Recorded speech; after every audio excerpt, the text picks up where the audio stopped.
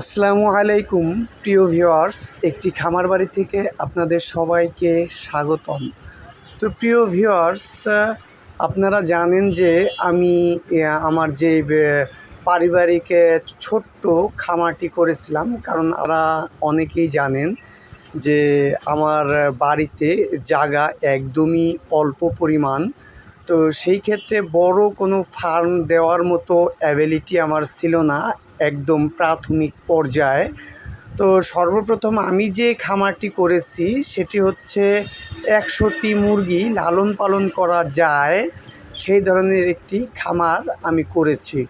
তো দেখেন, নিচে হচ্ছে আমি ৫০টি এবং এটাও দোতলা সিস্টেমে করেছি। নিচে ৫০টি এবং উপরে ৫০টি টাইগার মুরগি যাতে লালন পালন করা যায় সেই জন্যে আমি আমার এই খামারটি করেছি। নিচে এখন আমার ৪০টি প্যারেন্টসের মতো আছে এবং উপরে একদমই নাই, যার কারণে আমি দেখেন সুন্দরভাবে নিচে রাখছি এবং উপরটা ফাঁকা রাখছি। আর এই যে টিউবওয়েল, এই পাশটা আমি আটকায় রাখছি এই কারণে যে এই পানি যাতে কাঠে গিয়ে না লাগে এবং লাগলে যাতে কাঠটা নষ্ট না হয়, এই জন্য এই পাশে ত্রিপলটা আমি একদম নিচে নামিয়ে রেখেছি এবং ৩ পাশের যে ত্রিপলটা রয়েছে সেইটা আমি একদম সম্পূর্ণরূপে উঠিয়ে দিয়েছি, যার কারণে দক্ষিণা বাতাসটা সরাসরি আমার এই খামারে এসে লাগে।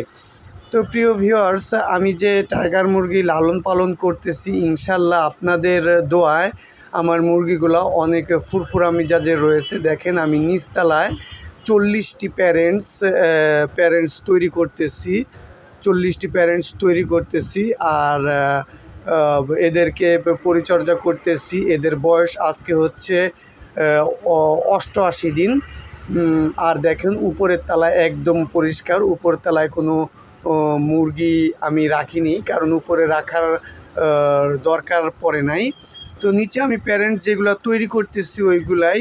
তো সর্বোপরি শেষ কথা, যখন শীতের সময় তখন আমি এই ত্রিপলগুলা একদম চতুর্দিকের ত্রিপলগুলো আমি নামিয়ে দিই। তো প্রিয় ভিউয়ার্স, আজকের মতো আমার ভিডিও আমি এখানেই শেষ করছি। আল্লাহ হাফেজ।